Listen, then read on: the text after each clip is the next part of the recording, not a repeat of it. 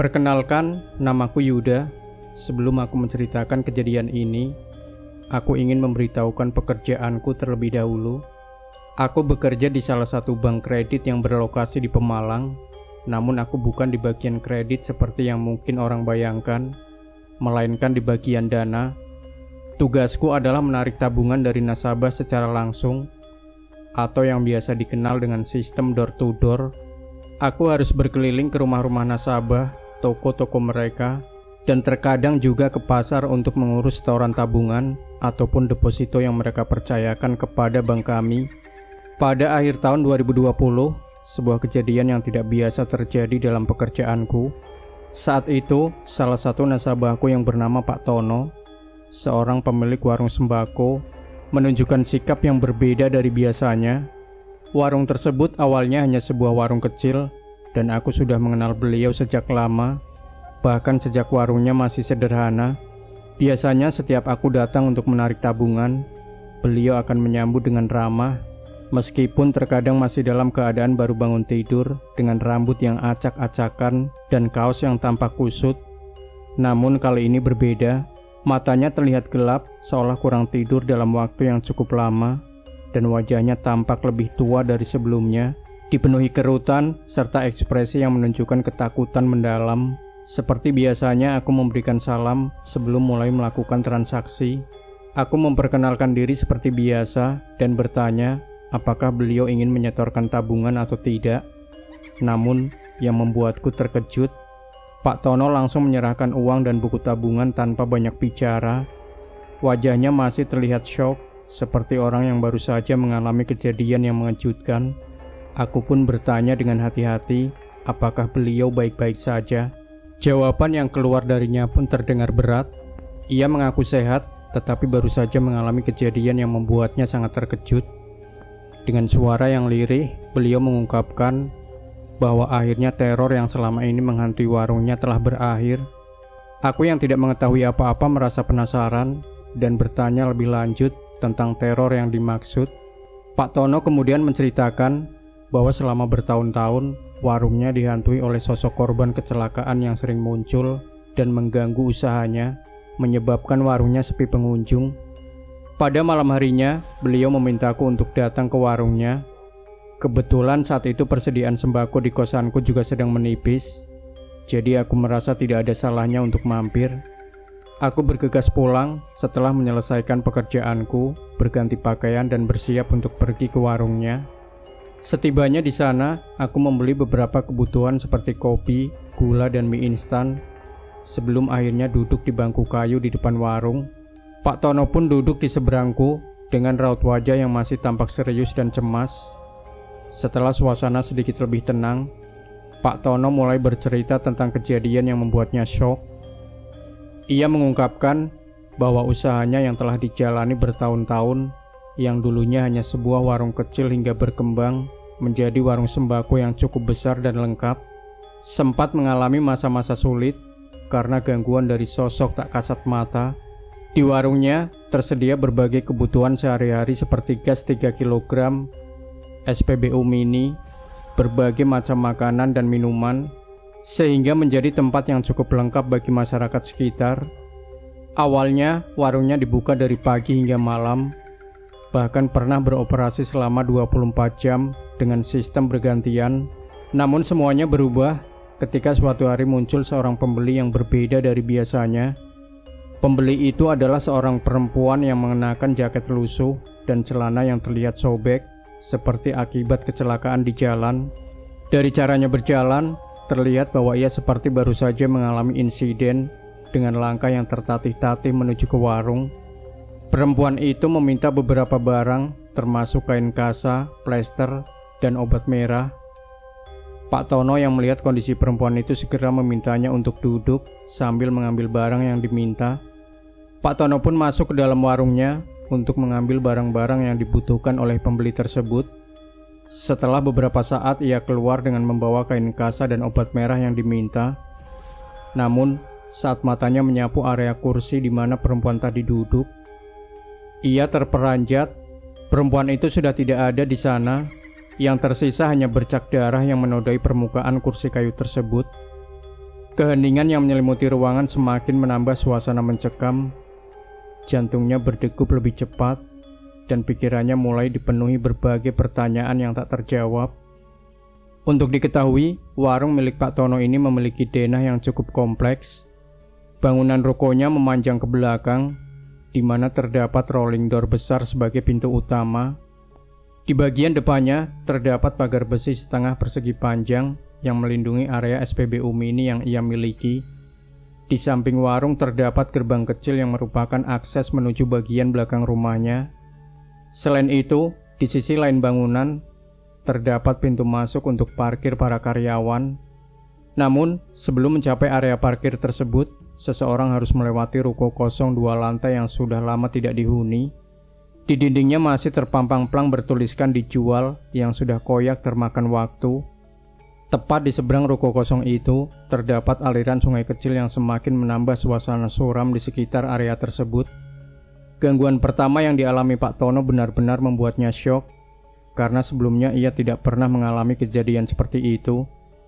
Seiring berjalannya waktu, ia mulai menyadari bahwa kejadian aneh tersebut telah berlangsung selama bertahun-tahun tanpa ia sadari. Saat menceritakan hal ini kepadaku, Pak Tono tampak gelisah dan berkata bahwa dirinya seringkali mendengar suara batu keras yang berasal dari arah ruko kosong di sebelah warungnya. Suara tersebut tidak hanya berupa batu, tetapi juga diiringi dengan suara muntah yang terdengar begitu nyata. Seakan-akan seseorang tengah berada di dalam ruko yang kosong dan tak berpenghuni itu. Hal ini pun membuatnya bertanya-tanya, mengapa ruko tersebut selalu kosong dan tak kunjung terjual. Kejadian aneh ini membawa dampak besar bagi usahanya. Biasanya, warungnya selalu ramai dikunjungi pelanggan yang membeli berbagai kebutuhan, mulai dari rokok, telur, sembako, hingga mengisi bensin di SPBU mininya. Namun, akhir-akhir ini warungnya terasa lebih sepi dari biasanya. Meskipun sudah membuka pintu lebar-lebar seperti biasa, pada suatu hari, seorang pelanggan datang dan bertanya, apakah warungnya buka atau tidak. Pak Tono dengan heran menjawab bahwa warungnya jelas-jelas buka, tetapi pelanggan itu mengatakan bahwa suasana di warung terasa seperti ditutup dan kosong. Hal ini membuatnya semakin yakin bahwa ada sesuatu yang tidak beres di warungnya. Gangguan berikutnya yang dialaminya bahkan lebih ekstrim. Sebagai ketua RT di lingkungan sekitar, Pak Tono memiliki grup WhatsApp dengan warga untuk koordinasi kegiatan ronda malam. Pada suatu malam ia menginformasikan melalui grup bahwa lokasi ronda akan dipindahkan ke warungnya. Setelah mengirim pesan, ia duduk di depan warung sembari menunggu teman-temannya datang. Tiba-tiba, sebuah motor datang dengan suara knalpot yang berat. Motor tersebut dibawa oleh seorang pria yang mengenakan helm full face dan jaket kulit yang sudah koyak. Pak Tono berpikir bahwa motor itu mengalami kerusakan, mungkin bocor atau kehabisan bensin. Namun, saat diamati lebih dekat, ia mulai merasa ada yang aneh. Pria itu perlahan mendorong motornya ke arah warung, lalu memarkirkannya. Namun standar motor yang goyah menyebabkan kendaraan itu jatuh dengan suara dentuman yang cukup keras. Pak Tono yang masih memperhatikan dengan cermat, mulai merasa ada sesuatu yang janggal. Pria yang masih mengenakan helm tersebut perlahan berjalan menghampiri warungnya dengan langkah yang tertatih-tatih. Gerak-geriknya tampak seperti seseorang yang baru saja mengalami kecelakaan.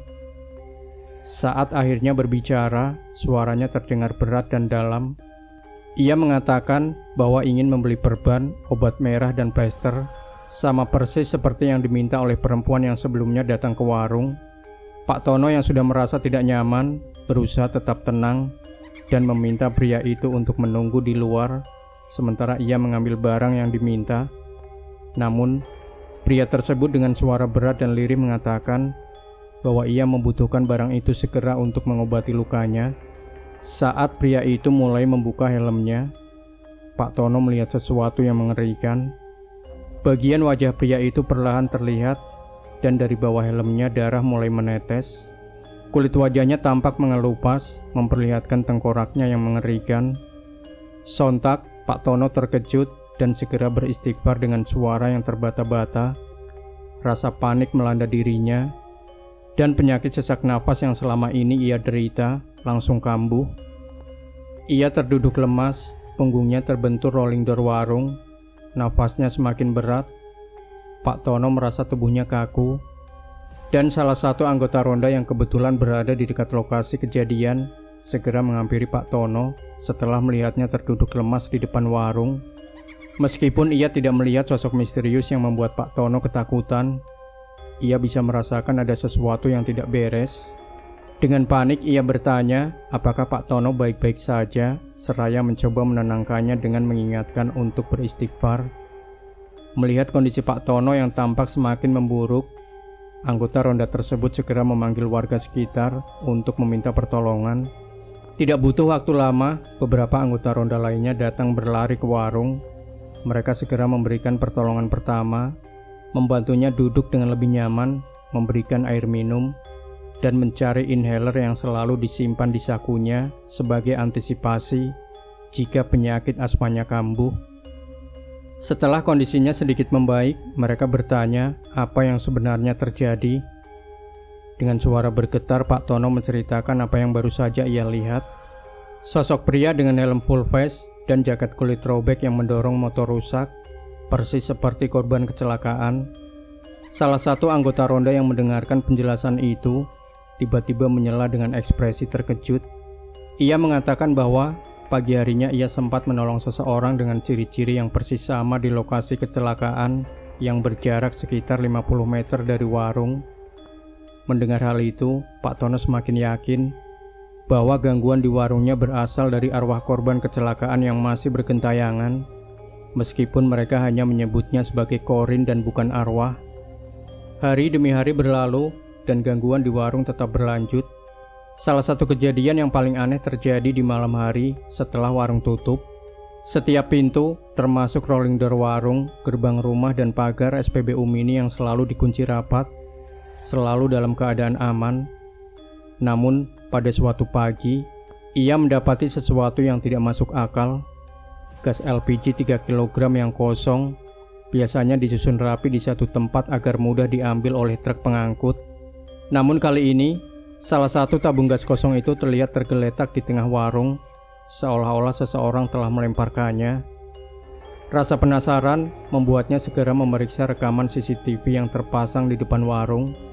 Namun dalam video tersebut, yang terlihat jelas adalah ada batu yang dilempar ke arah rolling door warung beberapa kali, menghasilkan suara dentuman yang cukup keras. Namun, yang membuat bulu kuduknya merinding adalah kenyataan bahwa tidak ada sosok yang terlihat dalam rekaman tersebut. Batu tampaknya melayang sendirinya, menghantam rolling door tanpa ada sumber yang jelas. Yang lebih aneh lagi, meskipun lemparan tersebut terdengar keras, rolling door tidak menunjukkan bekas apapun. Tidak ada penyok atau goresan seperti yang seharusnya terjadi jika ada benturan sekuat itu. Pak Tono semakin merasa putus asa dengan kejadian-kejadian aneh yang terus berlangsung. Ia akhirnya berbicara sendiri di warung dengan harapan entitas yang mengganggunya bisa mengerti. Dengan suara lirih ia memohon agar mereka tidak lagi mengganggu usahanya, karena ia tidak memiliki niat buruk dan hanya ingin mencari nafkah dengan tenang. Namun, tampaknya permohonannya tidak cukup untuk menghentikan kejadian mistis tersebut. Di sisi lain, kehidupan pribadi Pak Tono tidak lepas dari kesulitan.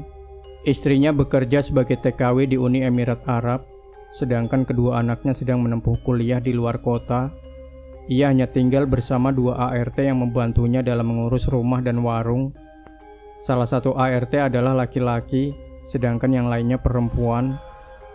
Keduanya seringkali bergantian menginap di warung, namun tidak pernah dalam waktu yang bersamaan. Keadaan ini membuat mereka semakin tidak nyaman, terlebih karena banyak kejadian yang membuat mereka ketakutan. Kondisi warung yang semakin menyeramkan menyebabkan banyak ART yang keluar masuk.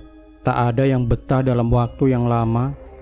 Setiap kali mereka bercerita tentang pengalaman mengerikan yang dialami saat berjaga malam, Pak Tono hanya bisa menghela nafas panjang. Sampai pada suatu pagi, saat ia sedang menyapu jalan di depan warungnya, ia memperhatikan tanda-tanda yang ditinggalkan di jalan, sisa dari kejadian kecelakaan yang pernah terjadi. Ada bekas tanda pilok kecil yang menunjukkan lokasi kecelakaan, serta tanda besar yang biasanya digunakan untuk menandai lokasi jenazah korban. Keadaan ini semakin mengingatkannya pada kejadian tragis yang menimpa banyak pengendara di jalan tersebut. Dan saat sedang menyapu di sekitar warung, Pak Tono mendapatkan sesuatu yang aneh. Di area noda besar bekas pilok itu, ia melihat adanya biji jeruk dan kulit jeruk yang berserakan di sekitar noda tersebut. Perasaan tidak nyaman segera menyelimutinya, membuatnya berpikir bahwa ada sesuatu yang tidak beres dengan cara noda tersebut dibersihkan. Ia pun mencoba memahami situasi dengan bertanya kepada beberapa orang yang lebih paham mengenai prosedur pembersihan bekas kecelakaan. Dijelaskan bahwa noda darah akibat insiden seharusnya tidak boleh dibersihkan dengan sembarangan, apalagi menggunakan unsur buah seperti jeruk. Pembersihan yang benar harus dilakukan dengan cara menyiram air secara perlahan, menyapu dengan sapu lidi, lalu jika noda terlalu pekat, ditaburi tanah sebelum airnya dipilok, sebagai tanda peringatan bagi pengendara lain. Mengetahui hal ini, Pak Tono menjadi curiga. Ia bertanya-tanya, apakah ada seseorang yang sengaja membuat gangguan di area warungnya. Namun ia mencoba untuk tidak berprasangka buruk, mengingat hubungan baik yang ia miliki dengan para pemilik warung di sekitar rukonya. Ia juga merasa tidak mungkin seseorang dari lingkungan tersebut yang melakukannya, mengingat mereka semua selalu membayar iuran bulanan kepada RT sebagai bentuk izin usaha, dan selama ini hubungan mereka baik-baik saja. Karena penasaran, Pak Tono memutuskan untuk memfoto temuan tersebut dan mengirimkannya ke grup WhatsApp warga dan tim ronda. Ia menyampaikan bahwa ada sesuatu yang tidak beres dalam pembersihan noda kecelakaan tersebut. Salah satu anggota grup menanggapi dengan mengatakan bahwa kemungkinan ada seseorang yang sengaja melakukan hal itu agar korin atau energi negatif dari korban kecelakaan semakin mengganggu warung Pak Tono. Tidak ingin tinggal diam, Pak Tono pun mengusulkan agar setiap ada kecelakaan di area tersebut, warga harus memantau proses pembersihan dengan lebih teliti untuk memastikan tidak ada tindakan sabotase. Tidak lama setelah diskusi di grup berlangsung, sebuah kecelakaan terjadi lagi di lokasi yang sama. Korban mengalami cedera kepala berat dan darahnya berceceran di jalan. Warga sekitar segera membawa korban ke rumah sakit terdekat. Setelah kejadian ini, pembersihan noda dilakukan dengan teliti oleh warga sekitar. Sementara Pak Tono dan beberapa anggota ronda berjaga untuk memastikan tidak ada orang yang mencoba melakukan hal aneh. Namun, setelah berjam-jam menunggu, tidak ada siapapun yang terlihat mencurigakan. Keesokan harinya, sebelum waktu maghrib, sebuah insiden lain kembali terjadi. Seorang siswi yang sedang pulang sekolah mengalami kecelakaan di lokasi yang sama. Insiden ini cukup parah, bahkan sempat menjadi perbincangan di media sosial lokal. Warga yang sudah siaga segera membantu evakuasi korban ke rumah sakit. Kali ini, mereka semakin waspada. Pak Tono dan beberapa warga diam-diam mengawasi area tersebut dari kejauhan, menunggu apakah ada seseorang yang akan datang dengan tujuan mencurigakan. Benar saja, tak lama setelah situasi mulai lengang, seorang pria dengan hoodie hitam dan masker datang ke lokasi noda darah. Pria itu terlihat membawa sesuatu dari kantongnya, yaitu jeruk. Ia dengan santai mengupas dan memeras jeruk di atas noda tersebut, melakukan hal yang persis seperti dugaan warga. Melihat hal ini, beberapa warga segera bergerak cepat dan menyergap pria tersebut dari berbagai arah. Pria itu terkejut, berusaha melarikan diri, tetapi warga berhasil menangkapnya dan menyeretnya ke depan warung Pak Tono. Amarah warga langsung memuncak, mempertanyakan alasan pria itu melakukan hal tersebut. Pak Tono yang dikenal sebagai sosok yang sabar pun tampak geram. Sebuah pemandangan yang jarang terlihat oleh warga lainnya. Ia dengan tegas meminta penjelasan, bertanya apakah pria itu iri dengan usaha yang ia jalankan, atau ada alasan lain di balik perbuatannya. Warga pun berkerumun, penasaran dengan siapa sebenarnya pelaku yang selama ini telah membuat mereka resah. Saat identitas pria itu diungkap dengan melepas hoodie dan maskernya, Pak Tono terperanjat. Sosok di depannya adalah Pak Wawan, mantan karyawan dari ruko kosong yang selama ini dikenal sebagai tempat yang penuh misteri.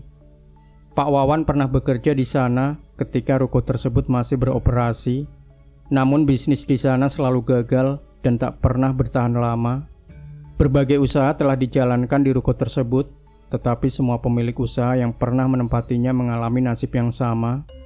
Batuk parah yang berujung pada kematian dengan cara yang mengerikan, yaitu muntah darah. Dalam nada penuh penyesalan, Pak Wawan meminta maaf dan mengatakan bahwa ia tidak berniat membuat masalah sebesar ini. Namun, Pak Tono yang sudah kesal dengan semua yang terjadi tak bisa menerima begitu saja. Ia menegaskan bahwa akibat ulah Pak Wawan, warung dan reputasinya menjadi korban dari gangguan mistis yang terjadi selama ini. Pak Tono dengan tegas menyatakan bahwa ia tidak punya pilihan lain selain menyerahkannya kepada pihak berwajib. Ia mengingatkan bahwa dirinya telah mengumpulkan bukti, termasuk kejadian-kejadian aneh yang terjadi di warung, serta latar belakang Pak Wawan yang pernah melarikan uang milik pemilik pertama ruko kosong tersebut. Kasus lama Pak Wawan kembali terungkap. Dahulu, ia bekerja di ruko yang kini kosong. Namun karena tuntutannya untuk kenaikan upah tidak dikabulkan oleh pemilik ruko, ia nekat melarikan sejumlah uang yang cukup besar.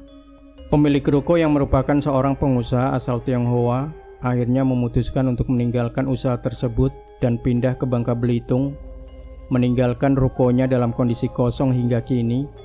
Keberadaan Pak Wawan yang buron selama ini membuat cerita ruko kosong itu semakin kelam, menjadi bahan pembicaraan warga sebagai tempat yang angker dan penuh misteri.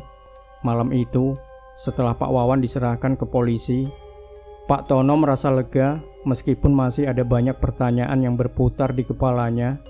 Esok paginya, sebelum membuka warung, ia mencoba menghubungi pemilik ruko di Bangka Belitung yang akrab dipanggil Pak Johan. Namun, panggilannya tidak berujung mendapat respons. Ia pun memutuskan untuk tetap membuka warung seperti biasa dan melakukan rutinitas paginya. Seperti biasa, ia meregangkan tubuhnya sebentar sebelum mulai menyapu area warung. Namun sesuatu menarik perhatiannya. Ekor matanya secara tak sadar menuju pada lantai 2 ruko kosong itu. Seketika jantungnya berdegup kencang. Di sana ia melihat sekumpulan sosok manusia yang melambaikan tangan dengan ekspresi minta tolong. Sosok-sosok itu tampak familiar baginya. Beberapa dari mereka adalah pelanggan yang pernah ia layani. Pagi itu, dengan suasana yang masih sepi setelah sholat subuh, suasana semakin terasa mencekam. Kejadian tersebut membuatnya segera menghubungi saudaranya di Purwokerto, meminta bantuan untuk mencari tim pembersih profesional. Ia meminta saudaranya mencari tim seperti cleaning service, tetapi dalam skala besar, untuk membersihkan seluruh area warung dan ruko. Setelah menerima kepastian bahwa tim pembersih akan segera datang, Pak Tono merasa sedikit lega. Ia merasa inilah langkah pertama untuk menghilangkan semua aura negatif yang selama ini menghantui tempatnya. Beberapa saat kemudian, ia mendapat panggilan dari nomor yang tidak dikenal. Saat diangkat, ternyata suara di ujung telepon adalah suara seorang perempuan tua yang memperkenalkan dirinya sebagai Bulia, adik dari pemilik ruko Pak Johan. Dengan suara yang terdengar sudah sepuh, Bulia memberitahukan bahwa dirinya sedang dalam perjalanan menuju warung. Ia ingin meminta maaf secara langsung kepada Pak Tono dan warga sekitar atas segala kejadian yang telah terjadi selama bertahun-tahun. Pak Tono terkejut dengan kabar itu, mengingat hubungannya yang cukup baik dengan keluarga Pak Johan di masa lalu. Ketika Bulia tiba di warung, suasana menjadi hening.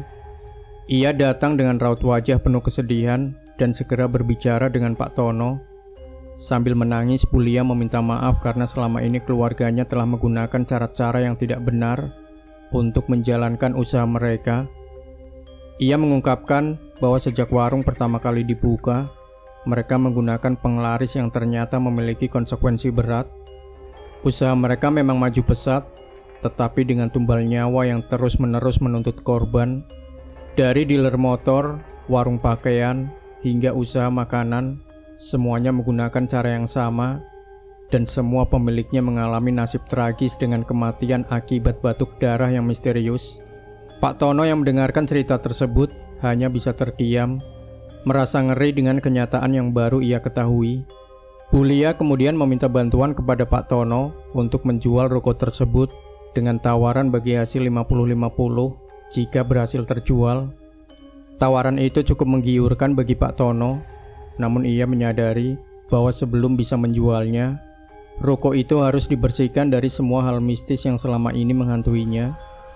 Dengan penuh kesungguhan, Pak Tono berjanji akan membantu sebisanya, tetapi dengan syarat ruko harus benar-benar dibersihkan dan semua praktik lama dihentikan. Setelah kunjungan Bulia dan keluarganya berakhir dengan perbincangan yang cukup panjang dan ramah tamah, mereka akhirnya berpamitan untuk kembali. Bulia pun menekankan kembali bahwa jika ruko berhasil terjual, keuntungan akan dibagi sesuai kesepakatan, yaitu 50-50. Pak Tono menyanggupi dan berjanji akan melakukan yang terbaik. Tak lama setelah itu, pembersih yang telah dipesan pun tiba. Tim yang terdiri dari 6 orang ini datang dengan peralatan lengkap, siap untuk membersihkan seluruh area ruko. Beberapa warga sekitar yang memiliki waktu luang, seperti pensiunan dan pekerja keras, juga datang untuk membantu, menunjukkan solidaritas mereka terhadap usaha Pak Tono.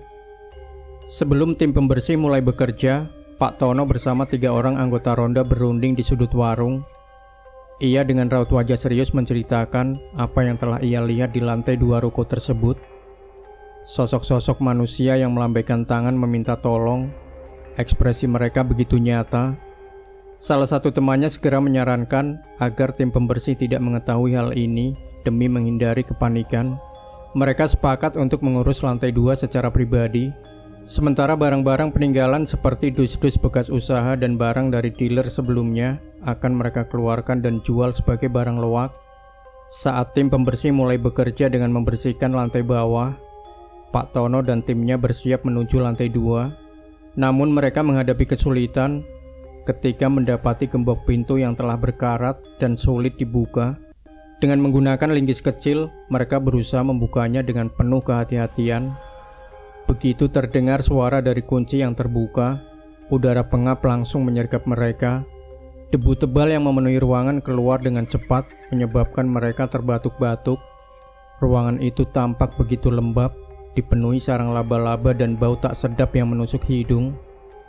Pak Tono segera mengambil inisiatif dengan membuka jendela besar di ruangan itu. Koran-koran bekas yang selama ini menutupi ventilasi segera disobek, memungkinkan cahaya matahari masuk dan menerangi ruangan yang selama ini gelap.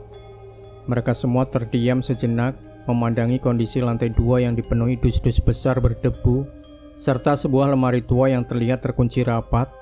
Rasa penasaran membuat mereka membuka dus-dus tersebut satu persatu. Beberapa berisi pakaian lawas, sisa dagangan dari usaha yang pernah dijalankan di sana. Ada helm pabrikan yang nampaknya merupakan perlengkapan dari dealer motor sebelumnya, serta jaket lawas yang sudah usang dan berbau tak sedap. Namun kejutan sesungguhnya terjadi saat mereka membuka sebuah dus besar yang dilakban dengan rapi. Setelah dengan hati-hati membuka dus itu, mereka terkejut saat menemukan tumpukan jubah hitam yang tampak asing. Jumlahnya cukup banyak dan warnanya yang pekat memberi kesan yang tidak menyenangkan. Ketegangan semakin memuncak saat mereka memutuskan untuk membuka lemari tua yang sejak awal menarik perhatian mereka.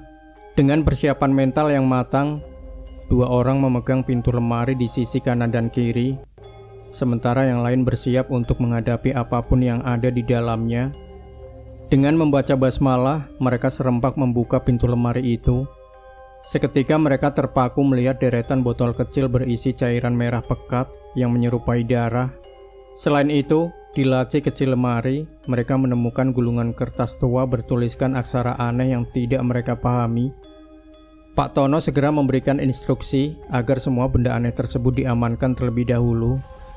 Mereka sepakat untuk membawa barang-barang tersebut keluar dari ruko tanpa diketahui oleh tim pembersih. Dengan hati-hati, mereka menurunkan dus-dus berisi barang-barang aneh tersebut ke tanah lapang di dekat ruko.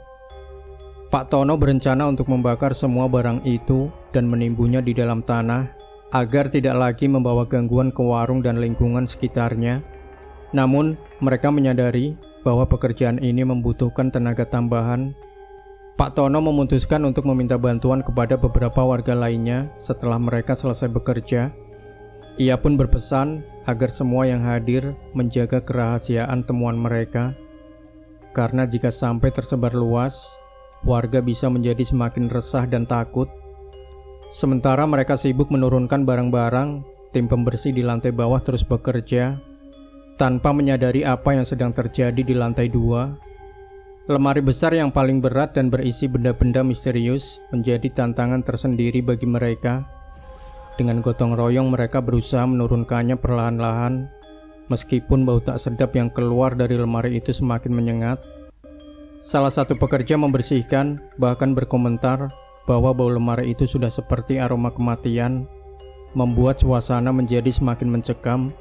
Selama proses pembersihan dan pengangkutan barang-barang dari ruko, aktivitas ini sempat menarik perhatian warga. Barang-barang besar yang dikeluarkan dalam jumlah banyak membuat mereka penasaran, terutama ketika tim pembersih mulai membakar barang-barang aneh di lapangan terbuka. Asap hitam tebal mengepul menyebarkan aroma yang tidak biasa, seperti campuran benda yang tidak seharusnya dibakar. Bau anyir yang menyengat membuat beberapa warga bertanya-tanya tentang apa sebenarnya yang telah disimpan di dalam ruko itu selama bertahun-tahun. Setelah proses pembersihan ruko selesai, suasana di sekitar warung Pak Tono terasa lebih lega. Tidak butuh waktu lama, rezeki seolah datang menghampiri. Sebuah telepon masuk dari seseorang luar kota yang mengatakan bahwa ia menemukan informasi tentang ruko tersebut secara online. Ia penasaran apakah ruko itu masih tersedia untuk dijual, karena tertarik dengan lokasinya yang strategis. Pak Tono yang menerima panggilan itu sedikit terkejut, mengingat foto yang tersebar di internet sudah cukup lama. Namun, ia dengan sigap menjawab bahwa ruko tersebut baru saja dibersihkan dan masih tersedia untuk dijual. Setelah berdiskusi mengenai harga, ruko tersebut akhirnya laku dengan harga yang cukup menguntungkan, sesuai dengan kesepakatan yang telah dibuat bersama Bulia. Namun, ketenangan itu tidak bertahan lama.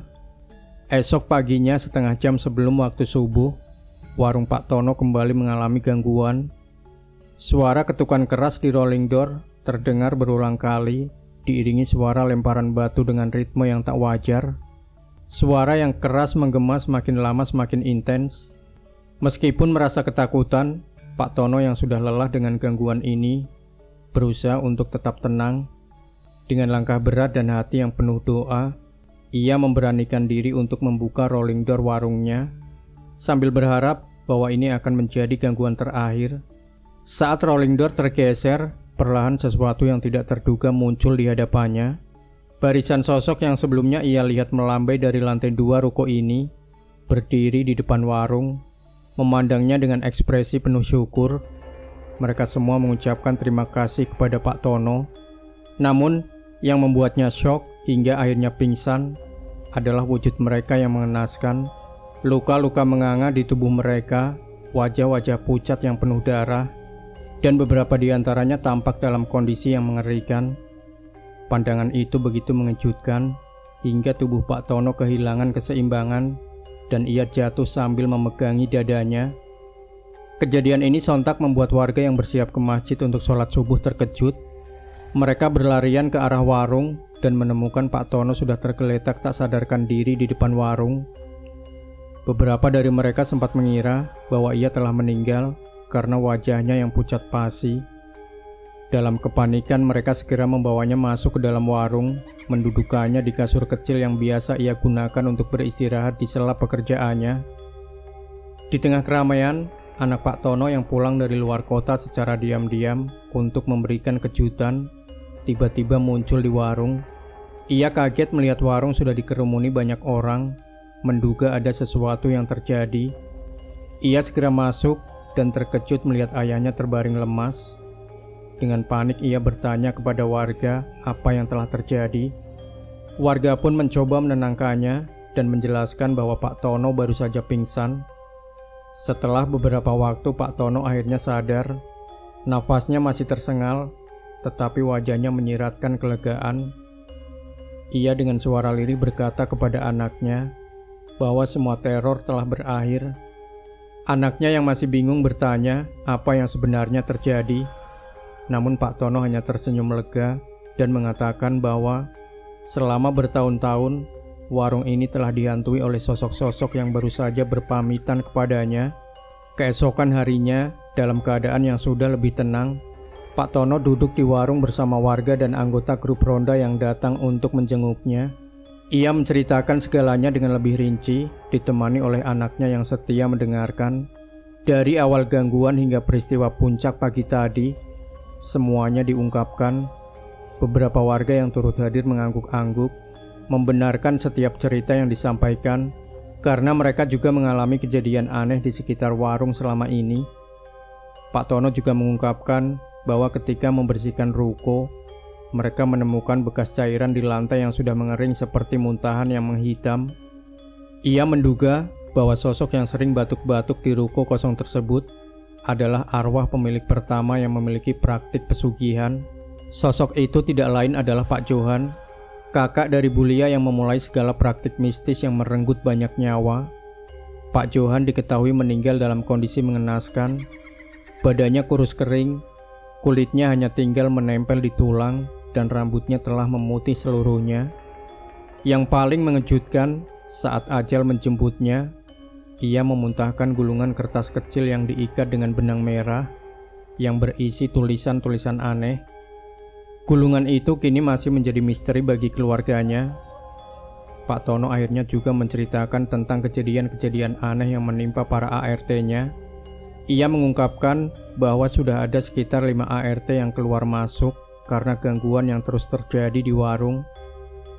Namun 2 orang yang masih bertahan adalah mereka yang dianggap paling setia. Ia mengakui bahwa dirinya sengaja tidak mengizinkan mereka berjaga di warung sendirian karena khawatir kejadian serupa akan membuat mereka pergi juga. Salah satu kejadian yang paling mengerikan menimpa ART perempuannya. Suatu malam ketika Pak Tono sedang menghadiri acara di balai desa, ART tersebut tiba-tiba menangis terseduh-seduh saat ia kembali. Tangannya berdarah, dan dengan suara gemetar ia meminta tolong. Pak Tono yang panik segera memeriksa dan menemukan bahwa di tangannya ada uang lawas yang dipenuhi dengan bercak darah. Setelah ditenangkan, akhirnya ia bercerita bahwa sebelumnya ada seorang wanita yang datang ke warung membeli plester, kapas, dan obat merah sambil memegang luka di lengannya. ART tersebut menawarkan untuk membantu menempelkan plester, dan wanita itu mengucapkan terima kasih seraya memberikan uang. Namun, setelah wanita itu pergi, ketika uangnya diperiksa, ternyata sudah penuh darah, membuatnya menangis ketakutan. Tak hanya ART perempuan, ART laki-lakinya juga mengalami kejadian yang lebih menyeramkan. Suatu malam, setelah sholat Isya, ia mendengar suara lemparan batu ke rolling door warung. Saat diperiksa, ia melihat seorang anak kecil yang tampak kumal, mengenakan pakaian bergambar kartun yang sudah lusuh. Awalnya ia berpikir anak itu hanyalah bocah nakal biasa, tetapi saat memperhatikannya lebih dekat, ia merasa ada yang aneh. Saat ART itu memperingatkan bocah tersebut, anak itu hanya menatapnya tanpa ekspresi, lalu tiba-tiba mengangkat tangannya dan melepas bola matanya sendiri, melemparkannya ke arah ART tersebut. Bola mata itu mengeluarkan darah yang menetes deras. Pemandangan itu membuat ART laki-laki itu ketakutan dan berlari meninggalkan warung tanpa berpikir panjang. Pak Tono yang baru tiba kembali dari luar sangat terkejut mendapati warung dalam keadaan kosong dan ART-nya lari ketakutan. Seakan belum cukup dengan kejadian tersebut, kejadian terakhir yang dialami Pak Tono sendiri membuatnya yakin bahwa satu-satunya jalan adalah dengan meruqyah warungnya. Pagi itu di waktu subuh, setelah membuka warung seperti biasanya, ia tengah melakukan pemanasan sebelum mulai bekerja. Saat sedang menyapu, matanya tertuju ke arah jalan lurus di depan warung. Dari arah barat, ia melihat seseorang berjalan sempoyongan terhuyung-huyung dan jatuh berulang kali. Yang membuatnya merinding adalah orang itu tidak menggunakan tangan untuk bangkit, melainkan hanya dengan kepalanya yang tertekuk ke depan. Saat sosok itu semakin mendekat dengan langkah yang semakin cepat, Pak Tono yang merasa ketakutan buru-buru masuk ke dalam warung dan menutup pintunya. Namun, beberapa saat kemudian, terdengar suara ketukan dan suara lirih berkata, "Saya jatuh kok nggak ditolong, Pak." Kejadian tersebut menjadi titik puncak ketakutan Pak Tono. Ia memutuskan untuk mengadakan ruqyah besar-besaran di warungnya dengan mengundang beberapa ustadz dan warga untuk menggelar pengajian. Proses ruqyah itu berjalan dengan hikmat dan setelahnya suasana di warung terasa lebih ringan. Namun meskipun telah diruqyah, suara-suara aneh seperti batuk masih sering terdengar dari arah ruko yang kosong. Saat aku bertanya kepada Pak Tono tentang kelanjutan ruko setelah dijual, ia mengakui bahwa meskipun transaksi sudah selesai dan uang telah dibagi dengan pemiliknya, pembeli baru belum juga menempati ruko tersebut. Pak Tono sempat menelpon pemilik baru untuk menanyakan kapan mereka akan mulai beraktivitas di ruko, tetapi jawabannya selalu besok atau minggu depan. Lama-kelamaan panggilannya tidak lagi diangkat, seolah pemilik baru pun mulai ragu untuk menempati ruko tersebut. Dan menurut Pak Tono, suara batuk dari ruko itu masih terdengar olehnya.